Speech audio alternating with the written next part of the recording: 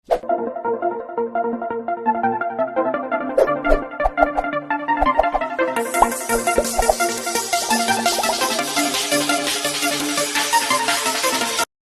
सभी का स्वागत करता हूं फिजिक्स ज्ञान मुकेश नाइक चैनल पे। आज हम लोग नया चैप्टर को स्टार्ट कर रहे हैं जो कि न्यू सिलेबस के हिसाब से पढ़ा रहे हैं हम लोग। इसके पहले ओल्ड सिलेबस में इस चैप्टर को 9 नंबर दिया गया था, लेकिन एक बात ध्यान में रखना भैया, सीईटी के लिए ये इंपॉर्टेंट चैप्टर था। इसमें लगभग 5 क्वेश्चंस आते थे, 4-5 क्वेश्चंस आते थे। क्यों आते थे इसका रीजन मैं देने वाला हूं, और इस साल इस चैप्टर को कैसे बांट दिया गया है, अलग किया गया है, उसके ऊपर भी डिस्कशंस करने वाला। आपका चैप्टर से अभी 3rd नंबर का kinetic theory of gases, short form में केटीजी कहते हैं उसको। जैसे कि इलेक्ट्रोमैग्नेटिक इंडक्शन को ईएमआई कहते हैं, जैसे इसको केटीजी कहते हैं, kinetic theory of gases and radiations. अगर आप लोगों के पास, किसी के पास हो सकता है, किसी का भाई बहन, किसी के अंकल, नाना नानी, चाचा चाची, जो भी, उनको पूछना 2012 के पहले ये chapter kinetic theory of gases अलग चैप्टर था और रेडिएशंस एक 10 नंबर का अलग चैप्टर था। 9 नंबर पे था, 2012 के पहले की बात कर रहा हूं, काइनेटिक थ्योरी ऑफ गैसेस। और 10वां चैप्टर था, पहले 20 चैप्टर थे। समझ में आ रहा है आपको? 21 थे, सॉरी, क्योंकि P1 में 10 चैप्टर थे, तो रेडिएशन अलग चैप्टर है। आप क्या किया गया मालूम है? देखो 2012 में आपको कह रहा हूं, 2012 की पहली वाली बुक्स देखना है। उसमें आपको केटीजी ये 9 नंबर का चैप्टर था, 10 नंबर पे आपको रेडिएशन चैप्टर मिलता था। ठीक है, 2012 में सिलेबस चेंज हुआ था।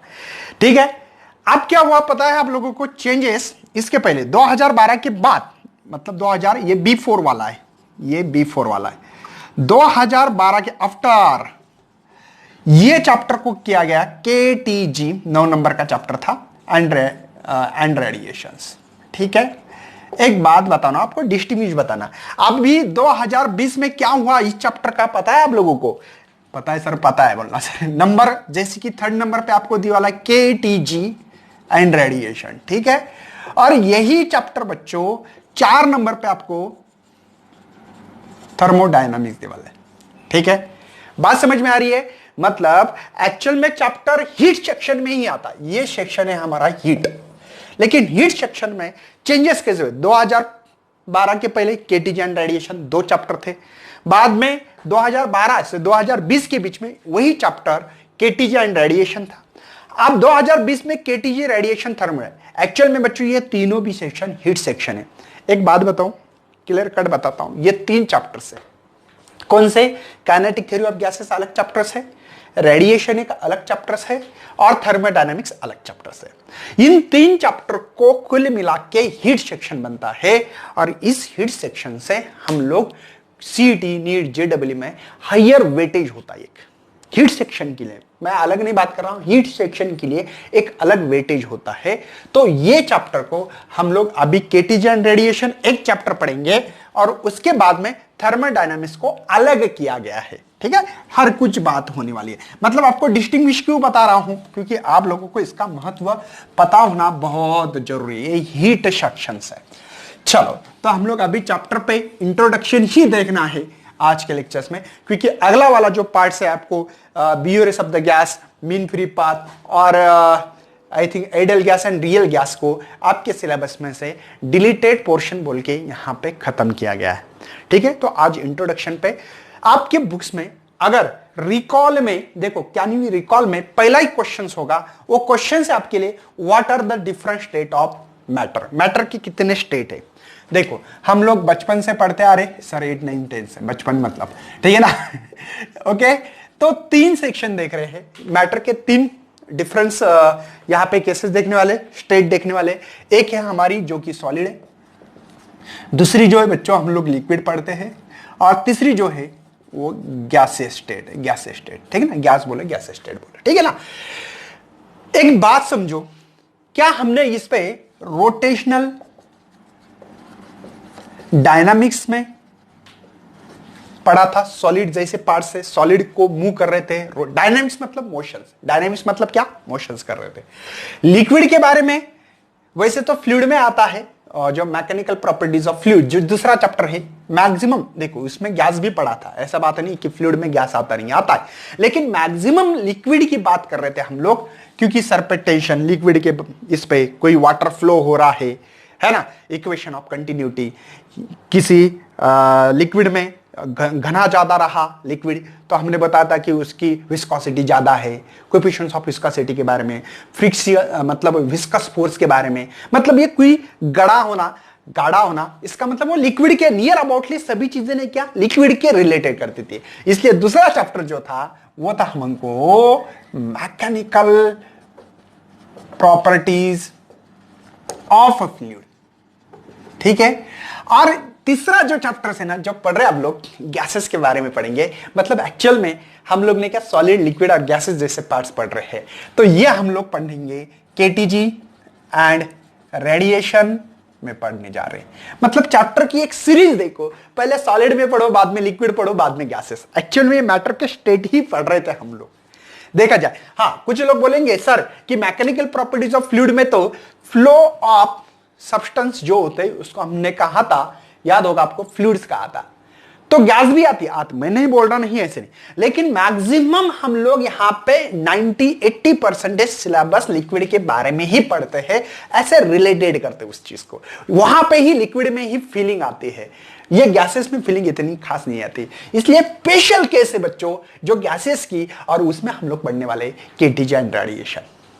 मेरे ख्याल से मुझे क्या बताना है समझ में आ रहा है आपको। जो मैटर है, जो पहला सवाल है उसके 3 स्टेट है, 3 स्टेट हम लोग कैसे सीरियल वाइज पढ़ रहे, पहला चैप्टर, दूसरा चैप्टर, थर्ड चैप्टर मतलब पहला ऐसा लग रहा था कि सॉलिड, देखो कोई व्हील है, व्हील की हम लोग एक्सेलरेशन निकालते थे, पता है ना आप लोगों को, कोई पत्थर है उसको गोल घुमाओ वर्टिकली सर्कुलर मोशन, कोई गड्डी चल रही है हमारे रोड पे तो angle of banking, maximum speed कितनी होगी, कोनिकल पेंडुलम, ये सभी सॉलिड जैसी चीजें थी, पूरी की पूरे सॉलिड में आता है।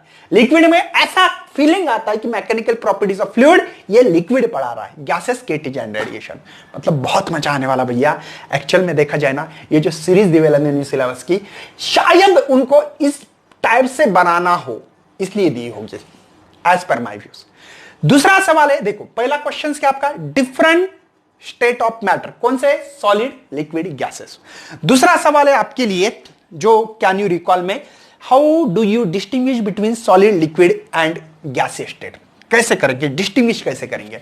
सबको पता है कि solid intermolecular force of attraction ज्यादा होता है, बहुत ज्यादा होता है, घना होता है, घना, इसकी शेप और साइज फिक्स होती है, ठीक है, ऐसे बता सकते। लिक्विड में ये इसके इंटरमोलिकुलर फोर्स ऑफ अट्रैक्शन होता है लेकिन सॉलिड से कम होता है, वीक होता है, ऐसे बोलेंगे हम लोग, और इसका शेप और साइज जिस कंटेनर में डालोगे उसकी लिक्विड की शेप और साइज चेंज होती रहती है। गैसेस में इसके जो इंटरमोलिकुलर फोर्स ऑफ अट्रैक्शन बिल्कुल नहीं होता, आइडियल गैस मानो ना तो उसका बिल्कुल कहीं एक मॉलिक्यूल दूसरे मॉलिक्यूल को अट्रैक्ट नहीं करता, इंटरमोलिकुलर फोर्स ऑफ अट्रैक्शन नहीं के बराबर होता है। कैसे, नहीं के बराबर होता है, ठीक है। इसके शेप और साइज पता नहीं भैया, कैसे भी हो जाती है। तो ये डिस्टिंग्विश करने का तरीका है। आपको तो वैसे तो बहुत सारे पॉइंट्स मिलेंगे, एक बेसिकली बता रहा हूं मैं आप लोगों को, ज्यादा विदाउट टेंशन देते हुए हम क्वेश्चंस को। तीसरा है what are the gas law, gas के लॉ में पढ़ाने वाला हूं, तो इसका आंसर आपको पढ़ाते पढ़ाते मिलने वाला है। कौन कौन से, बॉयस लॉ, चार्ल्स लॉ और गे-लिसाक लॉ, ऐसे 3 लॉ है। लॉ के बारे में हम लोग आपको तीनों भी जो लॉ है ये है पी, वी एंड टी के रिलेशन में हम लोग लॉ निकालेंगे, ठीक है ना, प्रेशर, वॉल्यूम एंड टेम्परेचर, इसके बारे में रिलेशन करेंगे और एक आइडियल गैस इक्वेशन बनाएंगे जो कि आपने 11th में पढ़ा है, केमिस्ट्री में भी पढ़ा है। तो इस का रिलेशन बनाने वाले थर्ड का आंसर यही है। एब्सोल्यूट जीरो टेम्परेचर पता आपको, -273.15 केल्विन में कन्वर्ट करते हैं तो एब्सोल्यूट टेम्परेचर, उसके बारे में भी आपने पढ़ा है। फोर्थ क्वेश्चन 1 इज है भैया, हो गया एवोगाड्रो नंबर, उसके बारे में भी बात होने वाली, ठीक है। एक क्वेश्चन है इसमें, ideal gas different from real gases, वो भी बात होने वाली है कि क्या डिफरेंस है। What is the elastic collision in particle, भैया ये जो मॉलिक्यूल्स है ना, देखो ये गैस मॉलिक्यूल रैंडम मोशन में मूव हो रहे, क्योंकि चैप्टर का नाम ही है, वही तो बात करने वाले हैं आज हम लोग, KTG, kinetic theory of gases. मतलब सॉलिड में मॉलिक्यूल मोशन नहीं करते, ठीक है। गैसेस में जो मॉलिक्यूल्स होते हैं वो रैंडम मोशंस करते हैं। कैसे करते हैं? ऐसी थ्योरी है जो कि पार्टिकल मोशंस कर रहे हो और मोशन करने के लिए लगती है एनर्जी, तो वो एनर्जी होती है काइनेटिक। इस मोशंस को जो एनर्जी मिलती है वो कहां से मिलती है? काइनेटिक एनर्जी से। इसलिए चैप्टर का नाम ही रखा है हमने काइनेटिक थ्योरी ऑफ गैसेस। बच्चों गैस क्या है? रैंडम मोशन कर रहा है। देखो गैस दिखता तो नहीं है लेकिन होता तो है ना, मतलब इसमें बहुत सारे गैस मॉलिक्यूल्स है, रैंडम मोशन चलो, जुम जुम जुम जुम जुम जुम जुम जुम जुम जुम डूम आपके तरफ, बाद में इधर इधर इधर इधर इधर इधर ऐसे ऐसे ऐसे ऐसे मूव होते रह रहे हैं, जिगजैग मोशन में उनका मोशन चालू है कंटिन्यूअसली। भैया क्यों आ रहा है? मोशंस क्यों मिल रहा है गैस को? क्योंकि इनके पास एनर्जी होती है, वो होती है काइनेटिक एनर्जी। इसलिए इस चैप्टर का नाम ही रखा गया है kinetic theory of gases. Radiation एक अलग पार्ट से, जब भी रेडिएशन स्टार्ट होगा तब मैं आपको डिटेल्स में बताने वाला हूं। Got it? बढ़ना आगे, चलो। Kinetic theory of gases and radiation में आप लोगों को ये तो पता लगा है, कुछ लॉज देखेंगे और लॉज पढ़ते पढ़ते एक आइडियल गैस इक्वेशन को इस्टेब्लिश करने वाले हैं हम लोग, तैयार करने वाले। इसके बारे में ज्यादा बात नहीं करने वाले हैं, लेकिन तो भी आपको बात होनी पता होना चाहिए। हम लोग टोटली 3 लॉ पढ़ने वाले। नंबर 1 लॉ है, ठीक है, बॉयल्स लॉ। देखो मैंने क्या बोला, इन 3 लोगों का relation P, V and T, इन तीनों के रिलेशन से हमारे लॉ बनने वाले हैं। बॉयल्स लॉ ये कहता है, ठीक है, जो बॉयल्स लॉ आपका सबसे पहले वो ये कहता है V is inversely proportional to P। लेकिन कब? देखो तीनों का रिलेशन है 1 2, P और V खत्म हो गया, T बाकी है, तो उसको क्या करना है? T को कांस्टेंट लिखना है। बात समझ में आ रही है? बात समझ में आ रही है भैया? क्या बोल रहा हूं मैं? तीनों का रिलेशन है, 2 का रिलेशन होने के बाद तीसरे को कांस्टेंट करना है। सब बताऊंगा भैया, इसको याद कैसे करें। देखो उन्होंने क्या बोला, volume is inversely proportional to the pressure at this time. कब बच्चों ये लॉ लागू होगा? जब टेम्परेचर कांस्टेंट होगा। क्या करें क्या करें? मैं आपको एक एग्जांपल देता हूं। आपके घर में गैस होता है, सिलेंडर होता है जिससे गैस होती है बड़ी वाली, पता है ना? अच्छा मुझे बताओ, उसमें बहुत बड़ा प्रेशर होता है, बहुत अंडर प्रेशर से भरते बच्चों, गैस को भरते हैं, और वो लिक्विफायर में क्या होता है आपको पता होना चाहिए, इसका मैं ज्यादा बताऊंगा नहीं अभी, लेकिन उसमें बहुत प्रेशर होता है। आप लोग उसको कॉक चालू करो, एटमॉस्फेरिक प्रेशर कम है, उसका प्रेशर कम कर रहे, मतलब जैसे ऊपर आना मतलब प्रेशर कम, क्योंकि अंदर बहुत ज्यादा प्रेशर है, एटमॉस्फेरिक प्रेशर कम है, उससे कॉक चालू करो, वो गैस बाहर आती है और स्प्रेड बहुत वॉल्यूम में स्प्रेड होती है। एक रूम में बच्चों छोटी भी गैस निकल गई ना तो रूम भर, ऐसे पूरे रूम से भर यहां पे आपकी स्प्रेड होगी गैस। मतलब आपने प्रेशर कम कर दिया, वॉल्यूम बढ़ गया। अरे एटमॉस्फेरिक प्रेशर है ना ये। अरे जैसे ही अपने गैस का जो कॉक है ऑन करो, गैस बाहर आएगी, मतलब ओपन करो, पाइप मत डालो उसमें, ठीक है ना। जैसे ही कॉक चालू करेगे वैसे वो गैस बाहर आती है, इतने प्रेशर से आती कि नहीं बाहर, क्योंकि एटमॉस्फेरिक प्रेशर सिलेंडर के प्रेशर से बहुत कम है, इसलिए बहुत वॉल्यूम बढ़ता है। भैया वहां पे टेम्परेचर कांस्टेंट है, टेम्परेचर तो जो रूम टेम्परेचर है वही रहेगा। बात समझ में आ रही है? तो ये बॉयल्स लॉ याद करने का तरीका है। समझ में आ रहा है? कोई टेंशन है? ऑल इज वेल है? चलो उसको, इसका जो ग्राफ है, ग्राफ के बारे में बात करेंगे।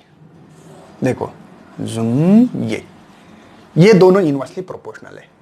अरे लग रहा है ना, देखो इनवर्सली प्रोपोर्शनल का एक रिलेशन है भैया। एक्चुअली देखा जाए तो टेम्परेचर कांस्टेंट है, लेकिन ये काम कब करता है पता है आपको? जब टेम्परेचर हाई हो। कैसे होना चाहिए? टेम्परेचर आपका हाई होना चाहिए तभी ये काम, हाई मतलब बहुत भी नहीं, हाई होना चाहिए तब ये काम करता है। नहीं तो इसका एक ग्राफ क्या होता है पता है आपको? ये थोड़ा सा, ये थ्योरेटिकली ग्राफ है, ये थ्योरेटिकली है, और ये एक्सपेरिमेंटल किया गया तो थोड़े से ऐसे मुड़ जाते हैं। ये देखो ऐसे मुड़ जाते हैं, मतलब आप लोगों को टेम्परेचर हाई रखने से ही ये जो एक्सपेरिमेंटली लाइन है ये इसको मैच होने लगती है, अदरवाइज ये शिफ्ट होती है बच्चों, ठीक है ना। और ये वॉल्यूम और ये प्रेशर के बारे में आपको रिलेशन मिल गया इनवर्सली प्रोपोर्शनल। नंबर 2 लॉ, बात समझ में आई? गैस सिलेंडर का एग्जांपल लेना है, जो गैस है अपना सिलेंडर होता है उसका एग्जांपल लो, उसका प्रेशर और वॉल्यूम का, टेम्परेचर तब कांस्टेंट होता है। दूसरा है भैया चार्ज लॉ। चार्ल्स लॉ क्या कहता है, देखो volume is directly proportional to the temperature. देखो यहां पे इनवर्सली है प्रेशर को, वॉल्यूम डायरेक्टली प्रोपोर्शनल टेम्परेचर। कौन बाकी है तीनों में से, हमको पता लगा कि P बाकी है, तो P को कांस्टेंट करो। तीनों का रिलेशन, जब दो रिलेशन, दोनों से रिलेशन निकालो, तीसरा का रिलेशन जो होगा तीसरे को कांस्टेंट करना है। मतलब जब प्रेशर कांस्टेंट हो तभी ये लॉ लगा सकते हैं हम लोग। चार्ल्स लॉ क्या कहता है, टेम्परेचर बढ़ने से वॉल्यूम बढ़ता है, टेम्परेचर बढ़ने से वॉल्यूम बढ़ता है। जैसे कि आपका ट्यूब होता है ना, ट्यूब ट्यूब, अरे हम लोग हवा भरते हैं उसमें से, पता है ना, तो फटता है। मतलब भैया वॉल्यूम बढ़ने से, बहुत ज्यादा वॉल्यूम बढ़ने से, धूप काले में देखो वॉल्यूम बढ़ रहा है तब टेम्परेचर बढ़ता है, या टेम्परेचर बढ़ने से वॉल्यूम बढ़ता है, ये भी बात कर सकते हैं हम लोग। पता है ना, ट्यूब फूटने का एग्जांपल यहां पे ले सकते हैं। देखो वहां पे अगर ज्यादा वॉल्यूम होगा तो टेम्परेचर बढ़ता है, और ट्यूब फूटता है वहां पे। मतलब धूप काले में ज्यादा करके हमारे गड्डी के जो ट्यूब होते हैं वो क्यों फूटते हैं, तो इसका रीजन ही वही है, तब प्रेशर हमारे पास कांस्टेंट है। मतलब यहां पे ये रिलेशन देखो डायरेक्टली प्रोपोर्शनल, समझे। लेकिन ये भी बच्चों टेम्परेचर जब हाई हो तभी ये मैच करता है, नहीं तो फिर ये देखो जैसे जैसे जैसे जैसे ये देखो ये डॉटेड लाइन है। एक्सपेरिमेंटली थेरोटिकली बात बोलते हैं हम लोग, लेकिन एक्सपेरिमेंटली वो बात होती नहीं है। तो देखा गया कि टेम्परेचर और ये मैच होने लगा इन दोनों का ग्राफ। ये देखो जो कंटिन्यूअसली लाइन है वो थेरोटिकली है, डॉटेड लाइन एक्सपेरिमेंटली है। देखा गया कि इनका टेम्परेचर जैसे जैसे देखो टेम्परेचर बढ़ रहा है, टेम्परेचर जैसे टेम्परेचर बढ़ रहा है वैसे ये लाइन इस लाइन को मैच कर रही है, इस लाइन को मैच कर रही है। बात समझ में आ रही है, इस लाइन को मैच कर रही है। मतलब ये दोनों कंडीशन भैया टेम्परेचर जब हाई होता है तभी ये लॉ अच्छे तरह से काम कर सकते हैं, ये बताना है मुझे। बात समझ में आ रही है, कोई टेंशन नहीं है। अब इसमें देख सकते हैं हम लोग कि यहां पे P into V is equal to constant रख सकते हैं, ठीक है, क्योंकि इधर ला तो इसको कांस्टेंट टर्म रखना पड़ेगा। जैसे कि P1 V1 P2 V2, जब भी हम लोग कुछ न्यूमेरिकल करते हैं तो ऐसा यहां पे यूज कर सकते, P1 बाई V है ना, P1 by P2 V2 by V1 कर सकते ना ऐसे, तो ये काम आता है, इसलिए मैं ये कांस्टेंट टर्म दे रहा हूं। समझ में आ रहा है। यहां पे कैसे लिखोगे, V by T is equal to constant, है ना, मतलब V1 T1 ऐसे करते हुए हम लोग कांस्टेंट इस्तेमाल कर सकते हैं। पहला लॉ समझ में आ गया। यहां पे ट्यूब का एग्जांपल ले सकते हैं, गड्डी का हमारा, और बॉयज लॉ में हम लोग सिलेंडर का एग्जांपल लेंगे। चलो थर्ड वन हमारे पास जो दिए वाला जो लॉ है गे लिसैक लॉ, है ना, ओके, गे लिसैक लॉ है हमारे पास। चलो गे लिसैक लॉ का क्या कहते हैं हमारे पास, ये जो लॉ दिया गया है इस लॉ को हम लोग पढ़ने वाले हैं।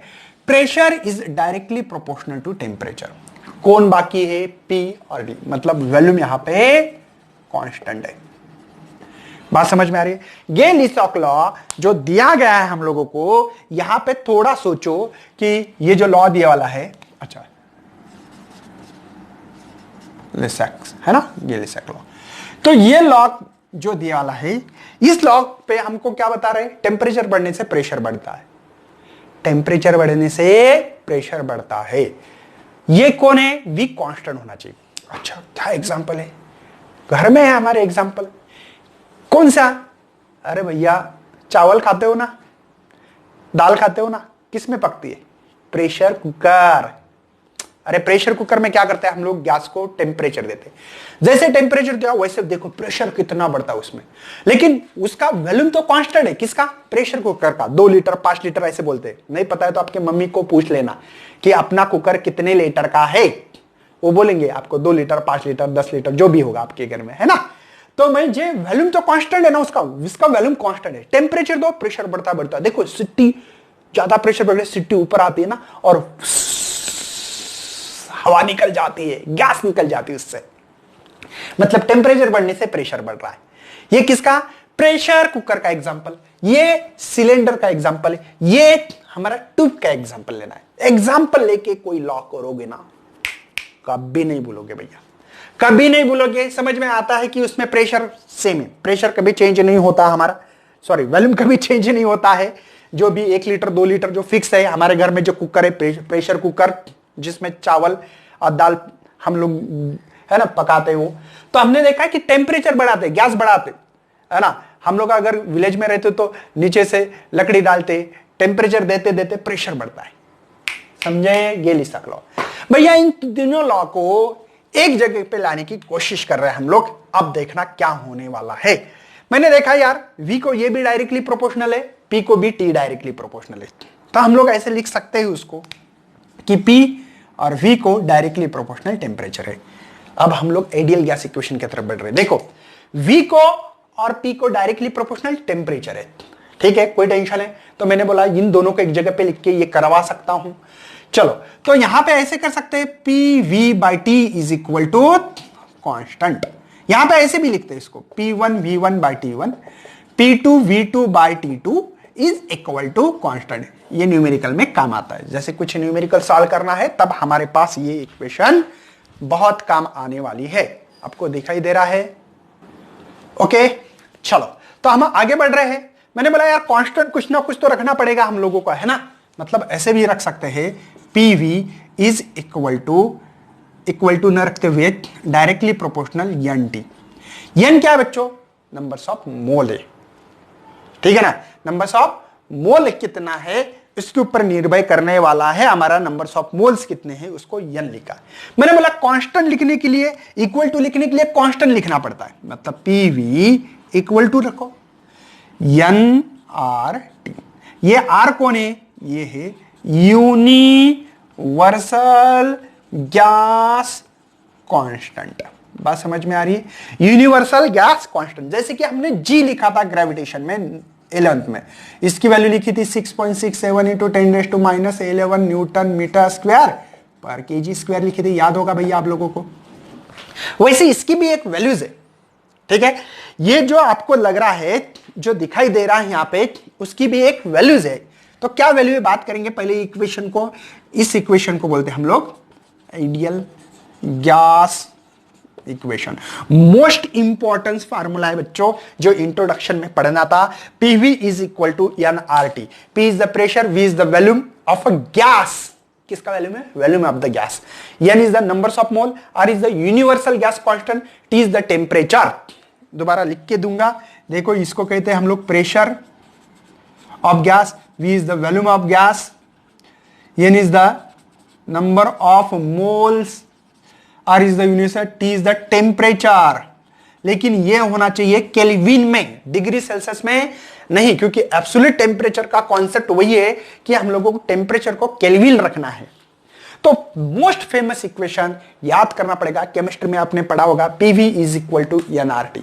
चलो R की वैल्यू लिखेंगे और इसके SI यूनिट क्या मिलने वाला है, क्या नहीं, आप लोग अपना स्क्रीनशॉट निकाल सकते हो ताकि मुझे इसकी वैल्यू निकालना। चलो मैं मिटा रहा हूं इस चीज को, आगे बढ़ना है हम लोगों को। आप यहां पे दी वाली जो है PV is equal to NRT, ठीक है।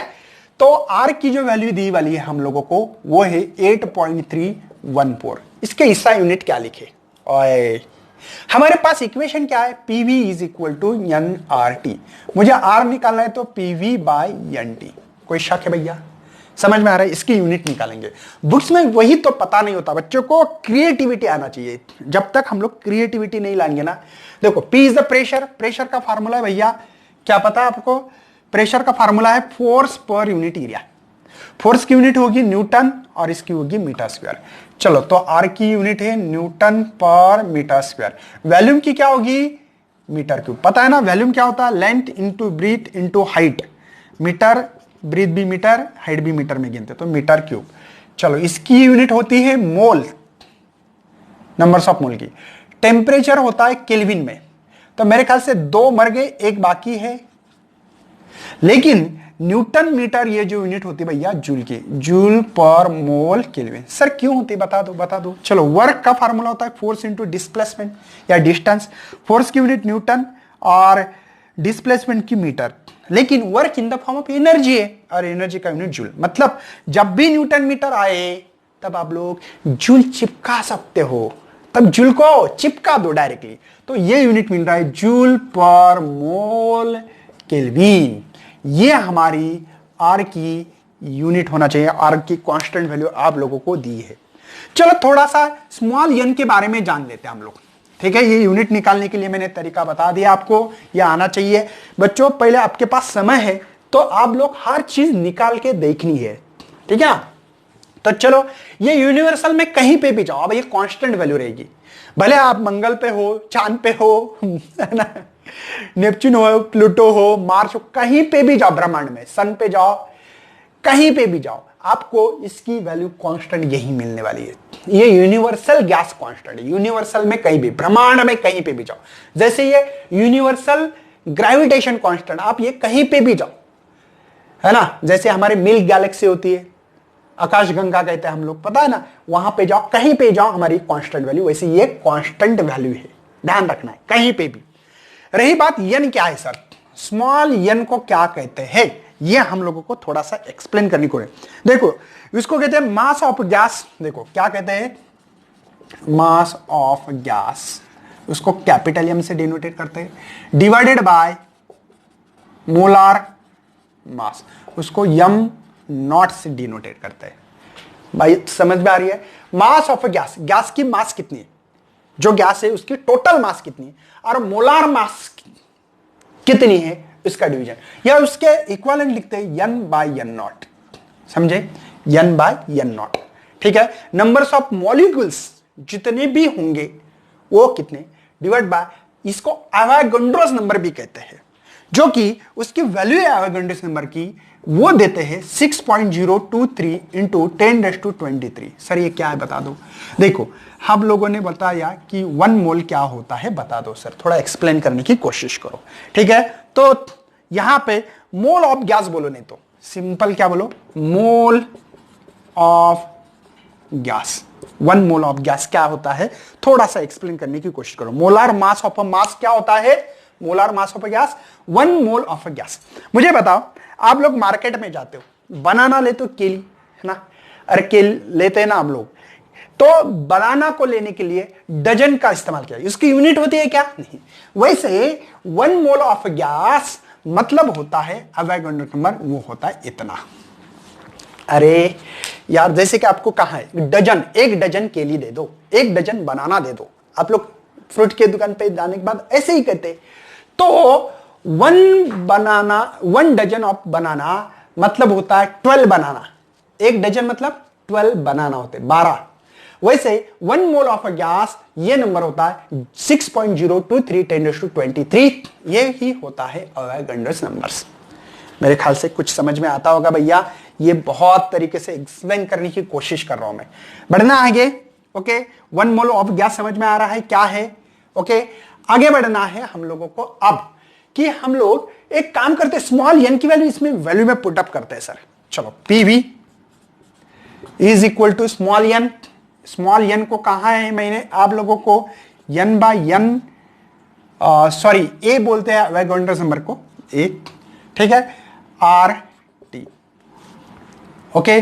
तो पीवी इज इक्वल टू, इसको भी एक बोल्ट्जमान कांस्टेंट नाम दिया गया है, मतलब एन के बी टी, ऐसे भी हम लोग इस इक्वेशन को मतलब थोड़ा अलग तरीके से लिखने का तरीका है, ठीक है।